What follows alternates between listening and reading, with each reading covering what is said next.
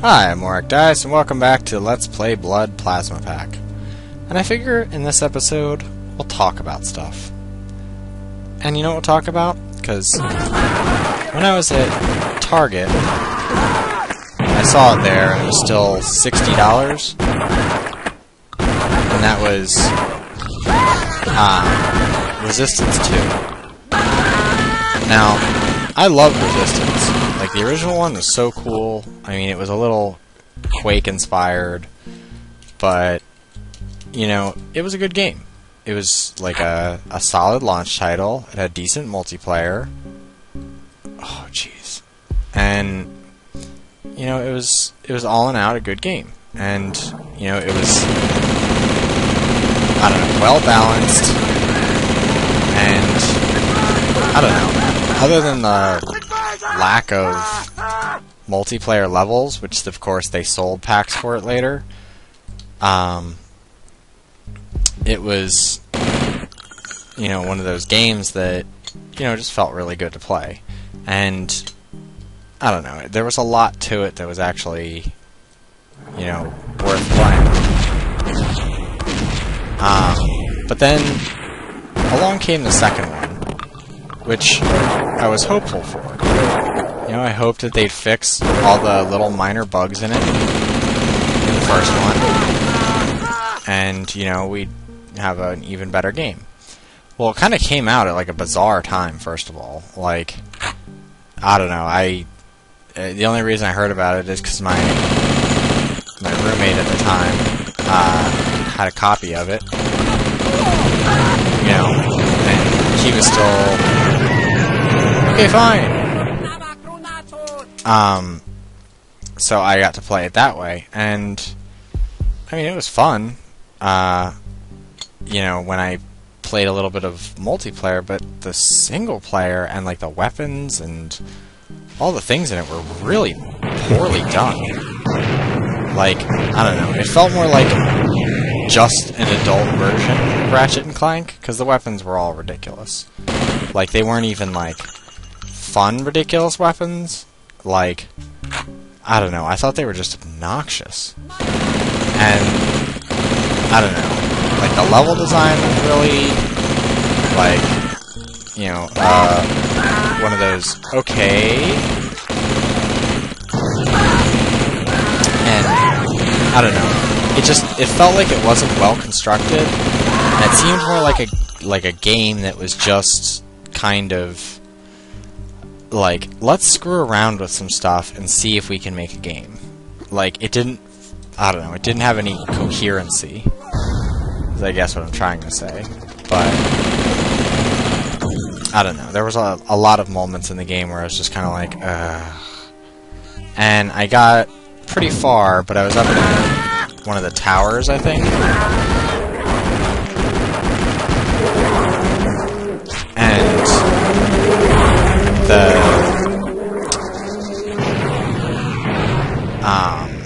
there's a part where you, like, come around this, like, blind corner, and there's, like, a shit ton of enemies. Like, I mean, a shit ton of enemies. And pretty much you walk around the corner, and they just kill you. And, like, there's no real, like, choice in the matter. And, like, oh yeah, you get your shields and whatever, but I'd put up my shields and start shooting at them, and... Okay. Ugh, those fucking plants.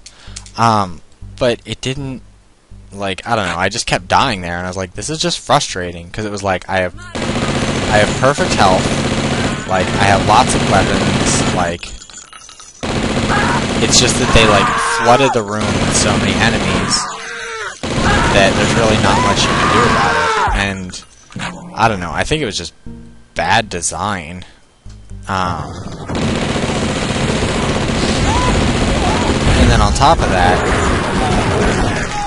it just, I don't know, it seems so uninspired compared to the first one, which was, like, really well put together. And, I don't know, like, even the first boss, I was like, what is this, like, Resident Evil? Like, I don't know. It like, I couldn't figure out that boss because it didn't... Oh, I shot the head and it killed me. But, like, I don't know, they were, like, trying to go in another angle, but it was not the angle that made the first one go. And, I don't know, like, they took out some of my favorite weapons, and then they basically flooded you with these, like, crappy weapon ideas they had. Like, obviously something they couldn't put in, like, you know, the next Ratchet and Clank game, so they just threw it in there. And, I don't know, it really wasn't the best idea.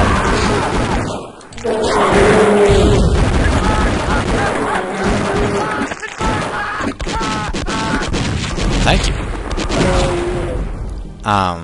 So, I don't know, I was really I was really disappointed with it. And I basically put it down and I was just like, I'm not going to play this again. And my roommate at the time, who has a lot of strange lying issues, said he beat it on the same level, because I always play things on like a normal setting first. Like, you know, whatever the computer says is like the setting you should start playing at. I usually say, okay, you know, this is the middle ground, it's the perfect way to play it. And I played it on that, and it was just like cripplingly hard. And not like hard in a good way, like half of your weapons don't fire at all the way they're supposed to. Like the bullseye weapon, which was one of my favorite weapons, became like asinine to fire and really didn't make much sense. And you know, I don't know, there were times when enemies could fire through walls, and I don't know. And like half the time you didn't even know what you're getting hit by. Like, because enemies would do this little like burst fire and then run away. So you'd be like, okay, like where the hell is it? And then next thing you know, they'd be like behind you, shooting you, you know, behind this like so-called line. And, you know, your NPC characters don't help at all. Like, 90% of them died before I even got, like, into the game. So, I don't know. I didn't find anything redeeming about it. Probably its only saving grace was the fact that its name was Resistance. But that really didn't help it all that much. I'm just glad, all in all, that I didn't buy it. If I had bought it, I would have been furious.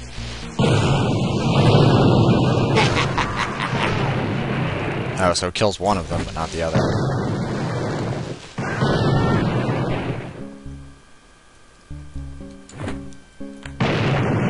But, I don't know. It just sucks because they kind of, like, ruined their own franchise.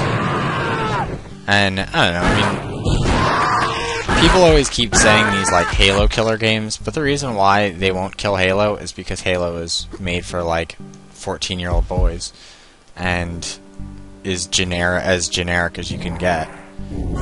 So, I don't know, I mean, as for anything, people should stop trying to make a game that's better than Halo and just make a really good game. Like, I don't know. I mean, granted, I thought Killzone 2 was, like, leaps and bounds ahead of it, but it's the same thing with, like, the Call of Duty Modern Warfare. That's even above it. Okay, seriously? Stop floating, like, right above my head and get down and fight me! Stupid monster. That's a firearm. I thought it was an explosive barrel. Thank you. But, I don't know. And people, like, for a long time, there was always that, like, this game is going to be the killer app, and, like, all this. Like, shut the hell up, stop using buzzwords, and make a game that doesn't suck. Like, just shut up and do it. Like, I don't know. Usually the more buzz there is about a game, the less I want to play it. Like, I don't know. Like, often leads to complete and total disappointment. So, I don't know. I try to avoid traveling down the path of that. And another game I have a complaint with is Devil May Cry 4. Like, what the... what? Like, I know the guy who made it was upset about it and thought that the game idea was stupid, and they wanted to go with it and made, you know, Devil May Cry 4. And then he left and made Bayonetta, which is superior in every single way. And, you know, it just doesn't make any sense. Like, how can you make a game that's so good, and then the guy who made it, you, like, screw him over, and say, like, okay, well, you know, we'll make a better version of this game. And I'd understand if you at least, like, you know, kind of copy and pasted what he did, but they just, like, dodged that like the plague. Like, they're like, oh yeah, like, let's take everything that made that game good, we'll strip it out, and then we'll have a game that's ready to go to market. Like, I don't know. Also, Devil May Cry 4 was, like, basically like Devil May Cry 2 Part 2. Like, the gameplay, the combat, the story. Like, not all that interesting. Like, I don't know, doesn't fit any of the mythos stuff. Like, kind of out there. I don't know. But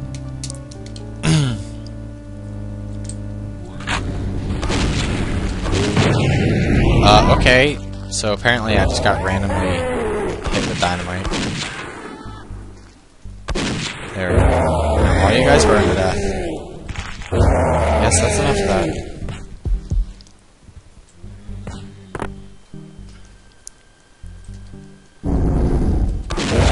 I don't know. I mean, I have to say, even great companies that usually produce great games have issues like that, like Quake 3.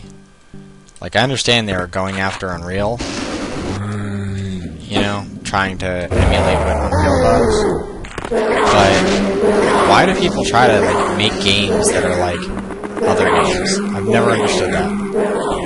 Like, you make your own game and you prove people wrong. Like, I don't know, it's a simple idea.